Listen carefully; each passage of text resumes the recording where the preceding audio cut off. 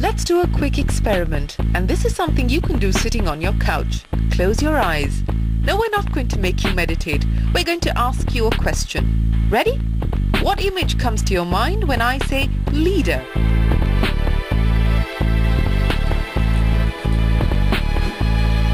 Now, was it a man or a woman? Studies show that a majority of people visualize a man. Why is that? Because we're used to seeing men in leadership roles. Now, don't get us wrong. If you are a woman who leads a team or a man who reports to a female boss, ask yourself, who really occupies the top job, the corner suite in your organization? You don't look like, act like, sound like, or talk like any of the CEOs that the investors are used to funding, because it's a man's world at work. We make men out of women, and those whom we successfully make men out of are the ones who have a shot at getting to the top jobs. Women who we make men out of. Now that is quite a loaded statement, and we'll tell you a little later on the show why Satish Pradhan isn't that off the mark. But let's start by looking at the numbers. How many women do we have in top jobs today? Among the Fortune 500 companies, only about 15% of senior managers and only about 3% of the CEOs are women. Now this is what it looks like if we look at the situation in India. We've moved from 12% in 2004 to 14% in 2012, and that is not bad if you actually consider that the global average has moved only from 19% in 2004 to 21% in 2012 over the last 8 years. That's the kind of increase that we're seeing. And we're not doing too badly if you compare us to the US, which comes in at 17%. We are at about 14%, whereas China comes in at about 25%. And Russia comes in at a whopping 46%. Now Russia actually tops the chart, and this might have something to do with the fact that promotion of women was used to demonstrate equal opportunity in the former Soviet Union. Equal opportunity, and that is really the crux of the matter. But how does one define it? We don't want to be treated differently. In fact, that is extremely patronizing, and that's something most of us will say, stop, don't do that. What should corporations be doing? What the company and the employee is looking for is results. Whether he puts in X number of hours in a Y place or Y number of hours in the office, it doesn't matter. And what do men want? I've always believed diversity training is not about training the women or encouraging women. Diversity training is about training men on how to deal with them. And what do women want? I think women really want everything. They want the best in work, they want the best at the home. All that organizations can do is to create some support mechanisms and some facilitations so that they make this journey more productive, easy and optimal for us. But the numbers are indicative of the fact that this journey is not productive, easy or optimal for a lot of women in the workforce. Here are 5 quick reasons why women tend to opt out. Take a look. First of all, we build consensus around us. We get ready, we prepare, we take notes, we do all kinds of things to get us to a place where we say, I am confident that I will be successful in this next step. Women tend to be not as good at networking as men are. And I also think women naturally don't tend to negotiate well enough and hard enough for themselves. Vast majority of Indian organizations are still paternalistic. We care for you, we like you, but I'm like this father figure who will determine how you spend your time and everything. Being forthright and proactive is seen in many cultures as being unfeminine. And therefore, if women behave in that way, even if that's the way the culture rewards men, it will not reward women for the same behavior. When there is a child in the family, then there is definitely a drop down, and that's the time when you're, touching middle management. Another 2-3 years of hard work at that time and you would immediately go into senior management, and another 2-3 years at that, a 6 to 7 year span would lead you into top management.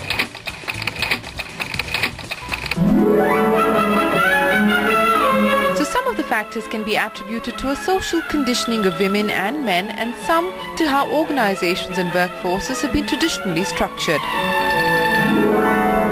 Think about it. The 20th century corporation was built by men for a largely male workforce. Things like maternity leave or flexible work schedules stay-at-home wives to support them. Over time, a lot more women have joined the workforce, but attitudes and work conditions don't seem to have kept pace. Oh, come on in and sit down, girls. I've got something I want to talk to you about. We know. And it may interest you to know that we don't care. The revolution of the 21st century is that the workforce and the customer base is feminizing very rapidly, but management mindsets haven't, and the norms inside companies aren't shifting. So they simply reproduce what they know, and the current profile criteria for leadership management skills tends to be an unconsciously masculine one.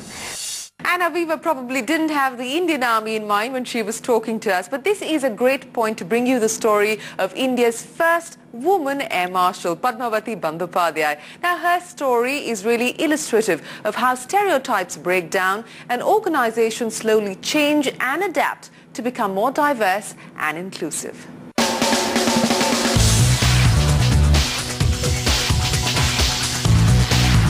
My father supported, he's here, sitting here.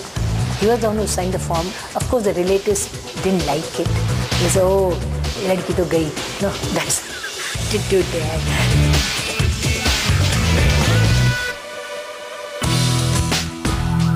Air Marshal Padmavati chose the Air Force because quite simply she liked the uniform. But she didn't make it through the medical examination to become a combat pilot. Moreover, the Air Force does not allow women in combat roles. So Padmavati chose medicine instead, in the hope that she might at least get to fly in a plane. The year she joined the services, 1968, was the first year that women were commissioned full-time, and this threw up challenges for the Air Force and for women. Like 71 war, this eldest son of mine, he was 1 year.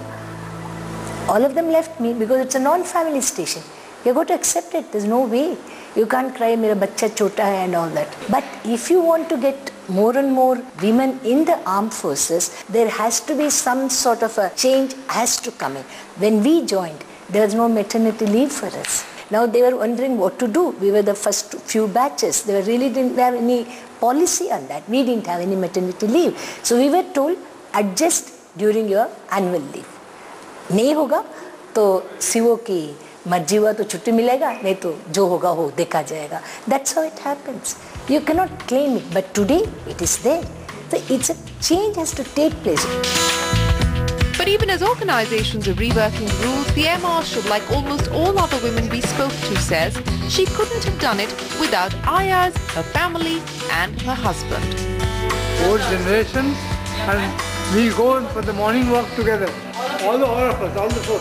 But she's pretty upfront in admitting that the rat race is tough and a lot of women choose to not give it a shot.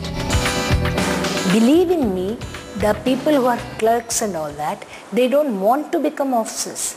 Because if you become officer, they'll be posted here and there. They want to remain clerk. They're very happy. 9 to 5, they have a job. They have some money coming. They can look after the family. Why take the risk of being an officer? But some women make the choice to have high-strung careers. They make the choice to make it to the top.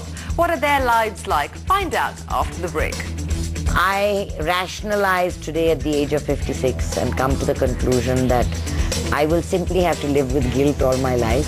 A man talks about how large his company is. He is supposed to be smart, right?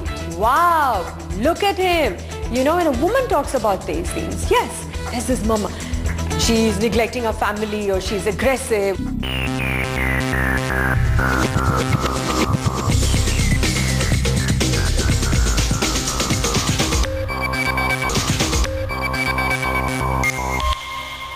I know when I went once to Texas for a meeting with some clients with my partner, one of the clients asked me to start taking notes because he thought I was a secretary.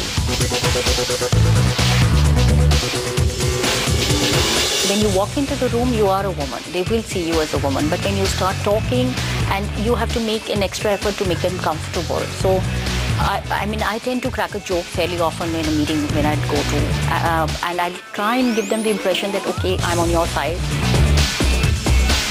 In India, what I call exists sort of a Shakti syndrome.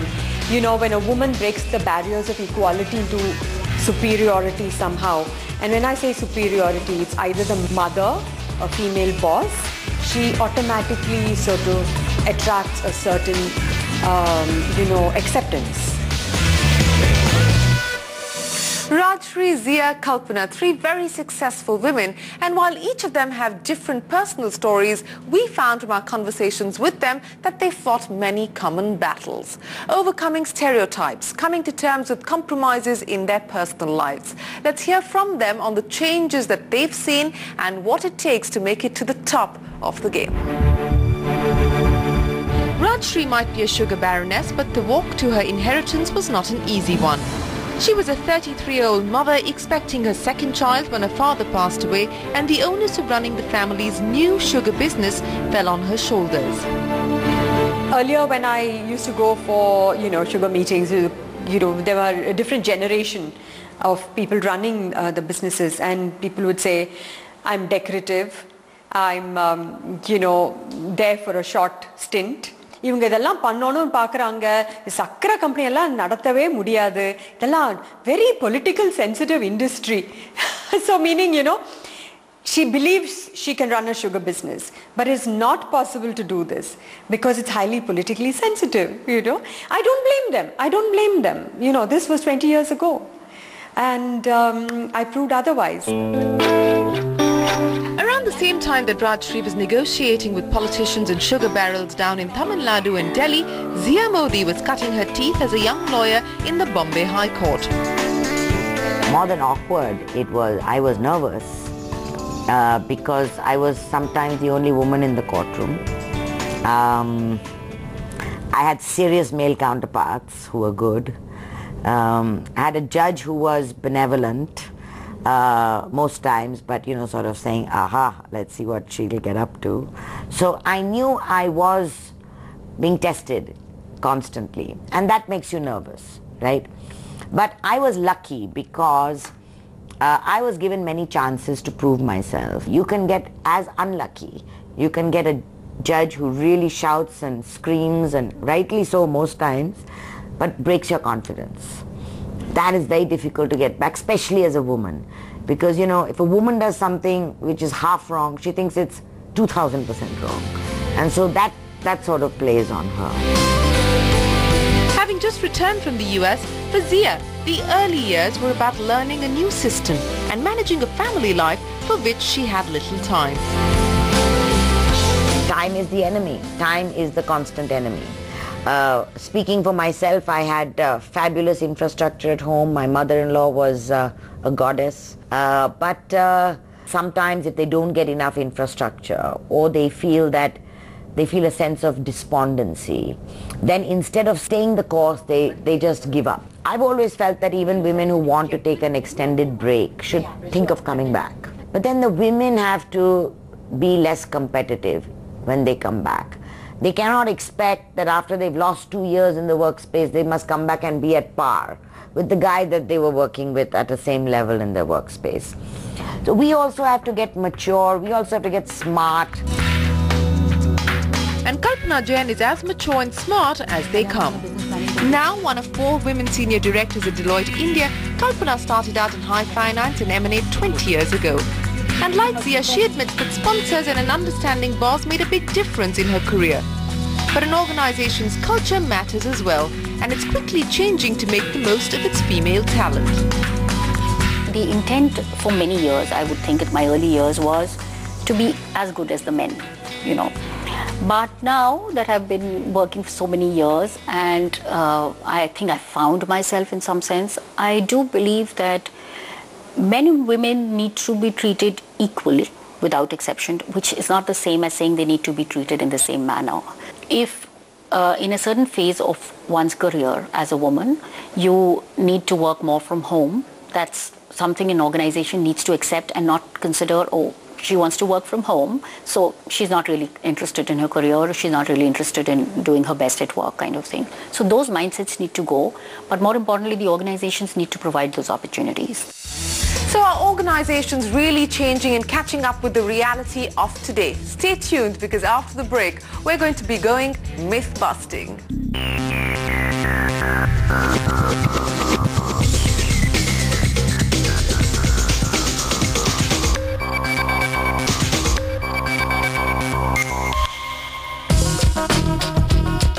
Most of us think that we're above holding gender against a man or woman. But we've all grown up in a society that rewards or punishes certain behavioral patterns, and this subconsciously has an impact on us. Think you're above it? Sure you are. Probably just like the students at Columbia Business School and NYU assumed that they were when they were the subjects of a case study back in 2002. Meet Heidi Rausen, one of Silicon Valley's successful venture capitalists, well-networked and powerful. So two professors wrote up her case study and passed it on to half their MBA graduate class. The other half got the exact same case study, but with one minor change. Heidi Rausen became Howard Rausen. It turns out that MBA students, both men and women, found both Heidi and Howard equally competent. But while everyone loved Howard and wanted to work with him, they were not so sure about Heidi. Howard was likable, genuine and kind. Heidi, on the other hand, was described as aggressive, self-promoting and power-hungry. Could this be one of the reasons why women tend to hold themselves back from expressing their leadership ambitions? And how heavily does what will people think weigh on women's minds when expressing themselves? Catalyst, a New York-based not-for-profit that's been working since 1962 to build inclusive workplaces, has some answers in a study customized for India. Eileen Lang, founder of Alta Vista and now the president of Catalyst, and Dipali Bhagati, who heads the India team, join us for some myth-busting. Myth number one, women don't aspire to be in leadership roles. The reality, both women and men want to move to a job with higher responsibilities. Now, the Catalyst study finds that at the beginning of their careers, both men and women have about the same level of aspirations, with women actually overtaking their men. However, over their careers, more women are likely to downsize their aspiration than men. Now, why does this take place? The answer perhaps lies in the kind of work and the kind of compensation that women are offered.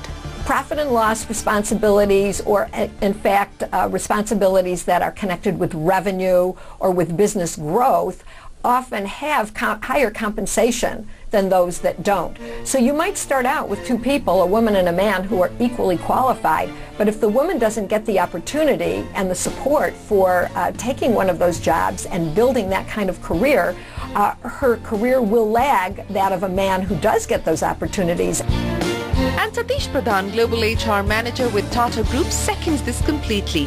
He says mentoring and training are all secondary. What matters is the content of the work on offer. Training programs are like salt in the meal. The meal will not taste very good unless you have some salt in it. But the salt can't make up the meal. So the meal has to be the kind of challenges and assignments we give people, and particularly women, both early in their career and in the middle stages of their career, without which the foundations of their growing onto the top table will not be laid. Now, this brings us directly to myth number two. Talent and results are all you need to advance in an organization. The reality, talent and results are important, but equally important is learning and playing by the rules.